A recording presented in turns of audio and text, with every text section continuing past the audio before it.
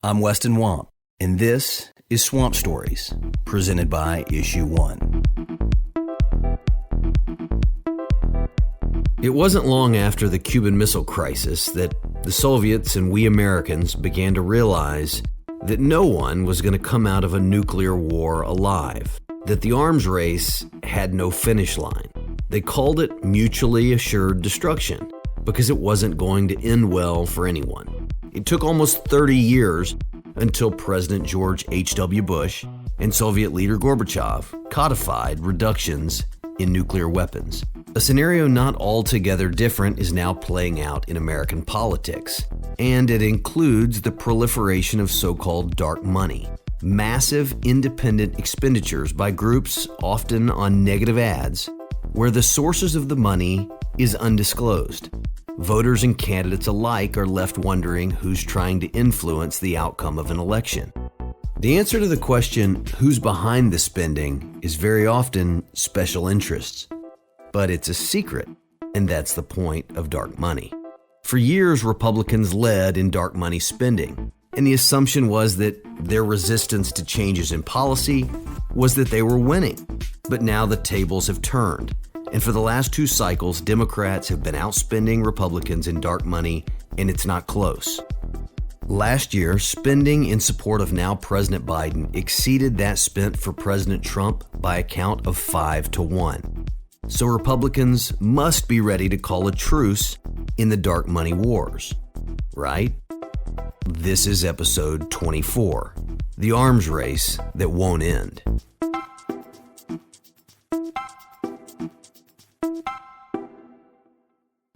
In 2018, Issue 1 conducted national polling and asked Republicans and Democrats whether they would support measures, quote, requiring the full disclosure of all money being raised and spent to influence our elections.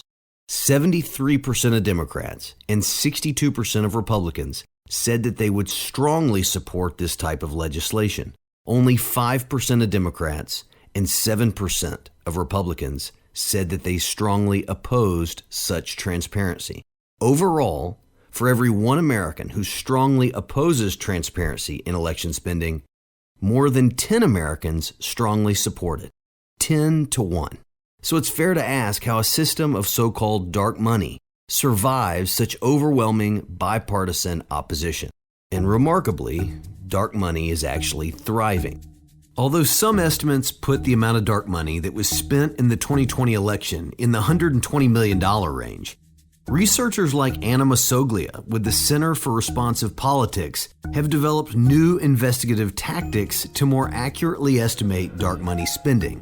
And now she and her colleagues at OpenSecrets.org are keeping pace with clever political consultants who work to obscure spending on their reports by using vague verbiage and playing with the timing of deadlines.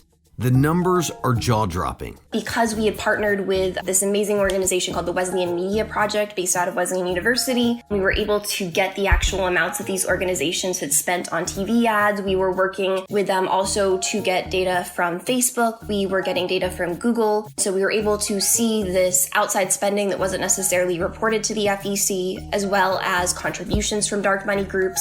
By tallying all of that together, that initial amount was $750 million. What's been really interesting is we've continued to calculate those numbers, and that number has grown to more than $1 billion in dark money that flowed into the 2020 elections in the form of either political contributions from dark money groups or shell companies, direct spending by dark money groups. As we covered in Season 1, dark money has been a problem in American politics for over a century. It rears its head in different ways based on loopholes in the law where campaigns can find soft spots in enforcement. Evidence has been growing that dark money's influence is at an all-time high. And Masoglia's research points to why spending is many times higher than what it is often reported by what the IRS calls 501c4s, Groups that are supposed to spend most of their time promoting social welfare, not engaging in campaigns and elections. Dark money groups such as 501c4s can spend directly to influence the outcomes of elections by spending on things like political ads that call for the election or defeat of a candidate, or in some cases spend on ads that are within a short window before an election, and if they mention a candidate within that window before an election, they're legally required to be disclosed. However, federal election rules are full of a number of loopholes or areas where they just haven't fully hashed out the laws, where there's still a lot of gray areas, and various political operatives seeking to hide the donors behind their groups are able to exploit those loopholes to get around disclosing their donors, or in some cases disclosing their spending at all. And increasingly, we're seeing these groups get around disclosing their spending. One of the areas of dark money innovation, if you will,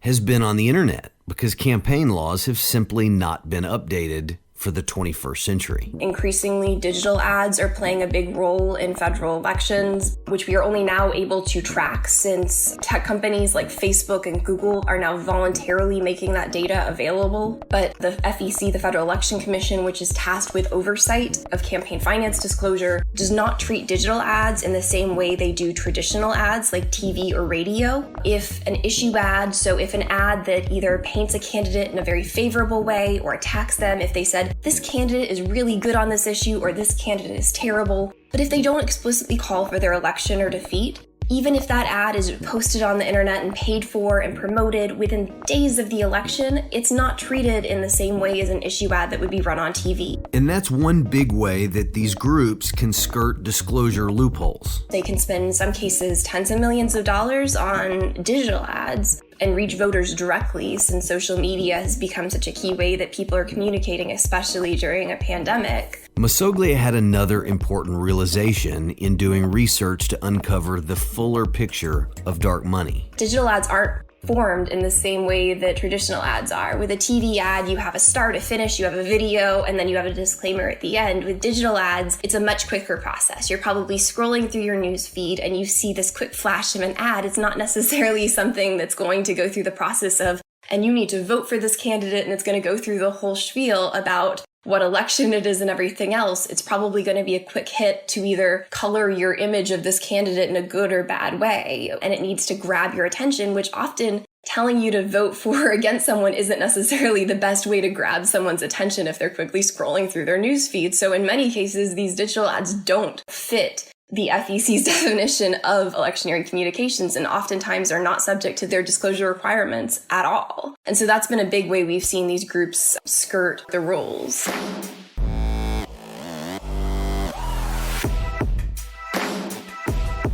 We'll be right back.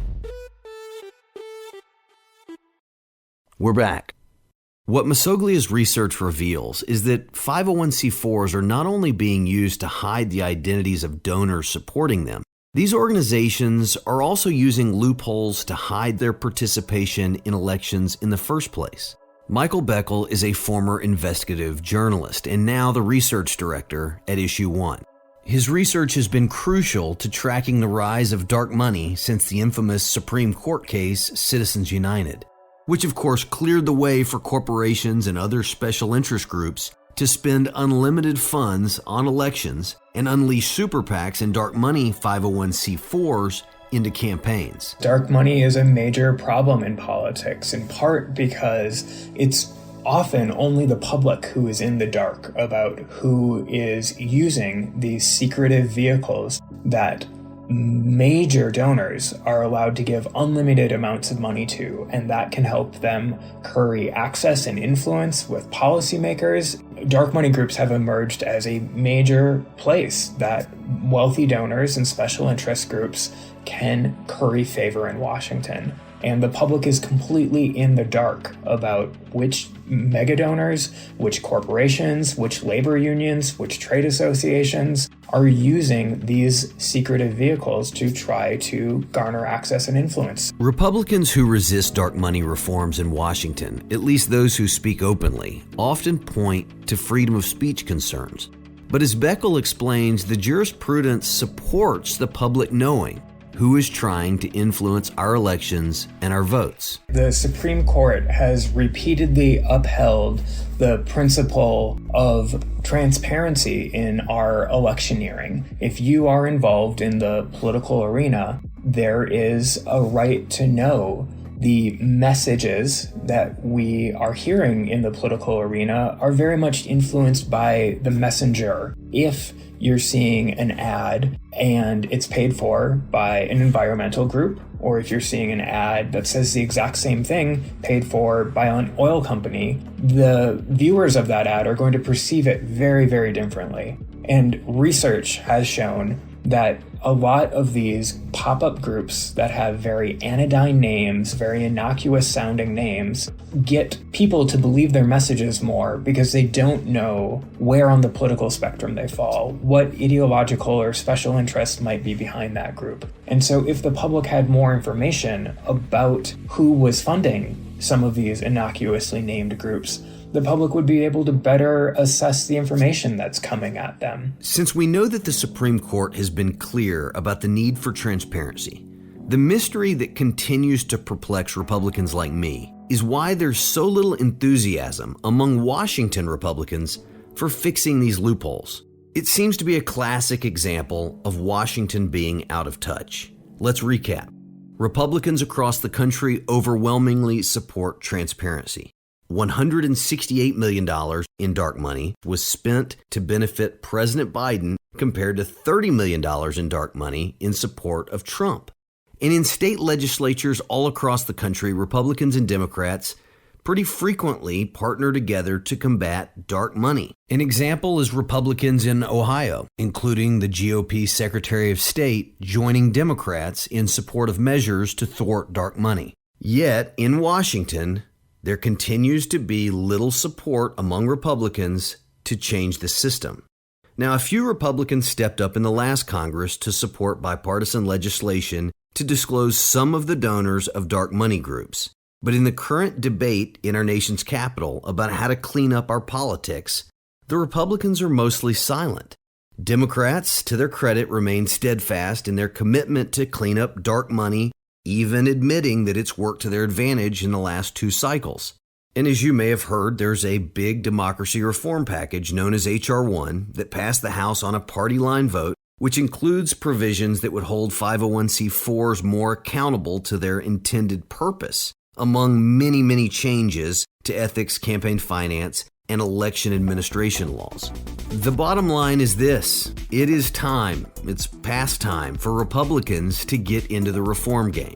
As Beckel points out, both parties do have incentive to fix the system so that it would better reflect the intent of our laws. And in doing so, it could restore some public confidence in Congress. It's clear both Democrats and Republicans are currently benefiting from dark money in politics, so both Republicans and Democrats should have a self-interest in working to make sure that there's accountability in the system by having transparency so the public can really follow the money and ensure that when major policy decisions are made and political decisions are made, that they're being made on the merits and not being made because of undue influence from big money coming through secretive, opaque, dark money organizations. On the next episode of Swamp Stories, we're going to shine a light on the once rare and seemingly illicit dark money tactic that both the Senate Majority Leader and the Senate Minority Leader used rather unapologetically in the 2020 cycle, and it helped make it the biggest dark money year ever. Thanks for listening to Swamp Stories, presented by Issue 1, the country's leading political reform organization that unites Republicans, Democrats, and independents to fix our broken political system. Please subscribe to the podcast and share it with your friends. Even better, rate and review it on iTunes to help us reach more listeners. You can find out more at swampstories.org. I'm your host, Weston. A special thank you to executive producer Ethan Rome, senior producer Evan Ottenfield, producer Sydney Richards, and editor Parker Tant from parkerpodcasting.com. Swamp Stories was recorded in Tennessee, edited in Texas, and can be found wherever you listen to podcasts.